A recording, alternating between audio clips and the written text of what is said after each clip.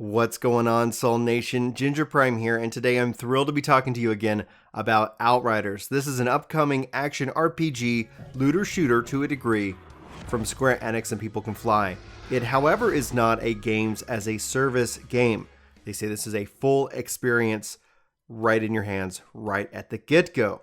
So there's a lot to break down here, and I'm going to actually start in the reverse order in which that they presented the information. We're going to start with their Q&As that they ended with. Then we're going to dive into the information and gameplay they showed, talking about the TRICKSTER, the first city, new enemies, customizable UI, full class build flexibility, and then they dove in more about the TRICKSTER, this assassin style class, their powers that they highlight, what they've got coming up down the road, and they're going to be doing this, looks like, every month. So at least every month I get to sit down and be excited about this upcoming game. It looks really good. If you guys aren't aware, I'm a huge fan of People Can Fly, a huge fan of Square-Enix, and I'm really excited, and I hope they knock this out of the park. So if you're new, anyway, welcome. My name is Ginger Prime. Let's dive into this. So first and foremost, we said it at the very beginning of this video, Outriders is actually not a games as a service. A lot of people look at this, they compare this as maybe this is Square-Enix competition for Destiny or what have you. Well, maybe it is to a degree, and I'm sure that they're going to continue to support it if the game is successful through like DLC and things like that. However, they're more focused on delivering a complete experience right out of the box. Honestly, this could be really great to see. How does this looter shooter work in this world? And obviously that has multiplayer. However, it is not shared world, thus the need for trying to keep people coming back for more. They want to deliver a really great story, lots of great lore, and hopefully an amazing combat. So far, what they showed off today, combat looks fast, furious, and almost a little bit out of control. Now, I'll say more of my opinion towards the end of this video if you're interested, but let's continue with the news here. So then they ask, what really is the team working on now, as this game is scheduled to release at the end of this year? And he says they're working on debugging, balancing, polishing, pretty much kind of in the last phases of the game. I feel like they're just kind of getting everything ready to roll out for release. Most of the work, obviously the planning, the levels are all done. Now, what have they shown off for this game out of everything they've shown off? And he's saying only the first few hours that we've actually seen in the public. Everything else is hidden and is not visible to us, and that gives me a lot of hope because they're really kind of being quite open. And honestly, as long as we can go into the game with lots of surprises, that's going to be thrilling for me. I apologize. I said I'll share my opinion towards the end of the video. I'll try to keep that under control. So anyway, they talk about, will Outriders have microtransactions? And they say, no, microtransactions are not a part of Outriders. And then they ask, will Outriders use Divino, which, if you guys don't know, is DRM, digital rights management. A lot of gamers don't like it, and that's good. So no Divino, no MTX, no games as a service. They are in the final stages, and they've barely shown off the game. So honestly, I think that was a really solid way to start out Q&A. Hopefully, from here, we're going to get even more details. So from here, we dive into the gameplay. The first city, showing off the new enemies running around, basically giving me a Hive feel, giving me that Gears of War feel, like the smaller type enemies who like to rush you that are real fast. Combat right here looking fast, fluid, obviously showing off some pyromancer abilities as well with the fire and the explosion and more. Then they dive more into the TRICKSTER later into the video itself. Then they talk about fully customizable UI. I was not expecting this, and this seems like maybe it's, low on the priority list. However, the fact that they're giving you full control over your UI, so you can really just kind of make the game your own. What do you want to see? Where do you want to see it? I was really surprised that they are putting that level of detail in the game. Obviously, incredibly beautiful scenery. They've got this great world, Enoch, that just looks incredible. And so this will hopefully maybe even lead into screenshots. And I don't know why I'm struggling to say the word screenshots, but here we are. Anyhow, they then go and talk about their world tiers, aka the dynamic difficulty settings. So there's a couple of different progression systems already. Besides your level and your gear, you now have the concept of world tiers, which we've seen in other games like Division and more. A world tier is something that you level up in. As you perform well, you're going to get, XP that's related to the tier itself, and you're going to go up in difficulty, and it's going to try to adjust to you. As it levels down, you progress backwards through the world tiers, and there's perks that obviously come with each world tier, as well as new challenges. So if you're really wanting just to experience the story, you're going to pretty much stay in world tier 1, but as you play and as you perform, the game's going to progress you in that direction. And they showed off up to 15 world tiers, at least at this time, and maybe, who knows, we'll have to wait and see if they decide to scale that up later with DLC. Obviously, higher world tiers is going to really focus in on rewards. They say you can even equip gear that is outside your level range in higher world tiers, thus I guess allowing you to really try to push that challenge, at the same time offset it by really cool drops that you would be getting in these new world tiers. And the world tier itself is separate from your character level. So they talk about this in the terms of what does quest XP do and combat XP. So quest XP is not going to be affected by your world tier. Scaling it up, working hard, your quest XP is going to be pretty stagnant. However, your combat XP is going to scale with the different world tiers. So obviously higher tiers, more XP, better loot drops, and more. So they say when you die, you will actually lose world tier progress. So it looks like obviously as a character, you're not going to level down, but as a difficulty, that could happen in this case. So that's kind of where the give and take come into play.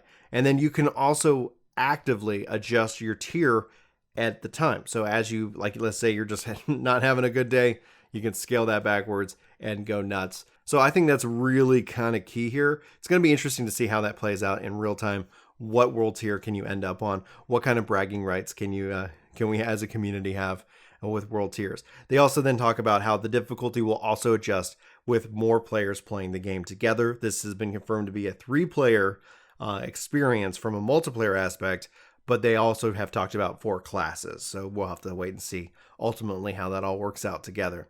Then they dive into their class highlight.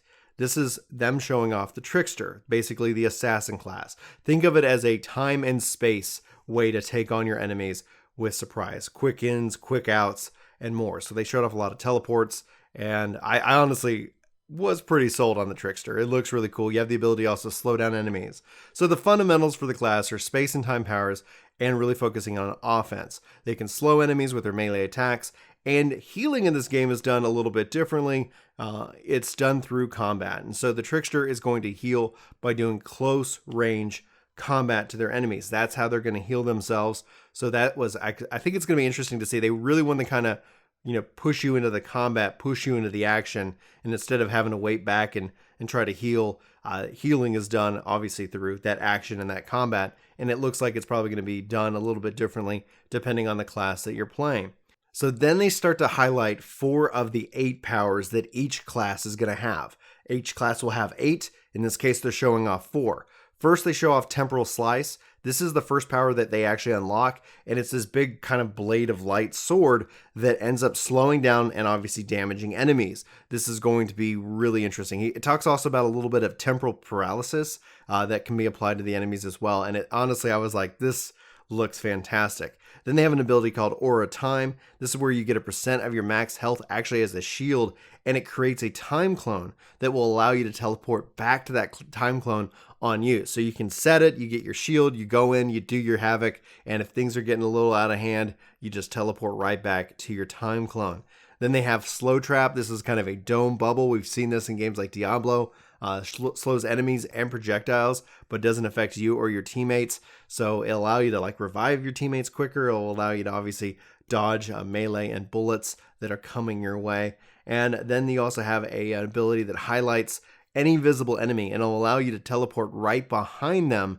And then you're also going to get a percentage of your life as a shield. So you can go in, wreck a bunch of enemies, bring out your Temporal Slice, teleport in, and then also use that to teleport out. They want people to play around with their abilities. They talk about that you can hot swap abilities as long as they're not on cooldown, but they do recommend that you take cover if you're going to try to switch out abilities, which they showed off to the L bumper, right bumper, left bumper, and then the both L1, R1, whatever the bumpers, whatever you call them, whatever controller you're using, whether you're on PC, PS4, Xbox, etc. Yeah, just translate my crazy words. So then they go into the trees of the Trickster here. You've got 3 trees: the Master of Space, the Harbinger, and the Assassin. Basically thinking the Master of Space is focused around movement, the Harbinger is focused around survivability, and the Assassin is really focused on your skill output in the game. So they They got some parts of the trees that are kind of shared that like, hey, these all have the certain abilities that are, I guess, more your class identity. However, you can kind of build, mix and match any way you choose. The game is really focusing on freedom, that RPG experience, that building out your character, your class the way you want, that chasing the loot, and then not charging you for cosmetics, which honestly feels really kind of weird. I mean, to be honest, like we're in the opinion portion of the video. So if you've just tuned in for the news, toodaloos, thanks for being here. However, if you're going to stick around for my opinion, it feels weird to have this kind of game. It looks like with this kind of polish, and they're only going to charge me once for it, and then probably do, if it's successful, DLCs. Honestly, I'm excited. Like that kind of feels kind of nice. People have longed, for that aspect. Hey, can we get more of this? And with a loot grind and a loot chase and a world tier chase, will this make interesting and engaging content for content creators like streamers to continue to play the game, which will continue to bring eyes to the game, which will get more people playing the game and thus more content maybe down the road. Really, honestly, at the end of the day, if it's a great game, it's a great game. Play it, have fun. Go play something else. That's, what I think they're trying to strive for here. However, it's going to be neat to see what this does. I love loot games, obviously, and I think it's going to be neat to see how this game is supported in the long run. The fact that it's not on a shared world and they don't have to have like a lot of server architecture as an overhead means I think that they have the flexibility to really try to deliver a great game and a great experience, and hopefully maybe even set up a whole new IP that we can all endure. I almost said endure. For years to come. That's the kind of day it is. Like it's a day of mispronunciation for me. Like every other day here on Ginger Prime. Honestly, guys, we're going to keep covering this game. Hands down. It's captured my attention for a long time. It's been a little bit since we've seen any news on it since February. And there's plenty of more information that's going to be rolling out about Outriders over the course of the next several months. If you guys like this content, I hope you come back for more. Let me know in the comments below if you're already keen on a specific class. If you're not sold, if you're sold, honestly, I would say just never pre-order anything, especially in a digital world. No need to. But at the end of the day, I'm really looking forward to kind of going hands-on with this later. And yeah, we're going to keep covering here at Ginger Prime. If you like it, let me know. If you don't, let me know. If you're having a good day, let me know. Just whatever. How's it going? How you doing? And with that, I just want to say thanks, Ethan, for being a soul dragon, hitting that join button, being a member. Hopefully you enjoy your badges and emotes. Really, I just can't thank you enough for your support. If you guys want to be like Ethan, consider checking out that join button. It's only $1 a month, and you support independent content creation if you choose. Completely optional, but that's what we're going to do here. For Ginger Prime, my name's Brian. Hopefully you guys are having an incredible day, and I hope to see you in my next video. But until then, take care. Thanks for watching this video. I hope you enjoyed. This video is sponsored by me. If you guys like podcast and long form content, I hope you check out Ginger Gaming Radio. Link will be in the description of this video below. So if you're still watching this video, thank you, and check out the new channel for more content, and hopefully you enjoy. Thank you.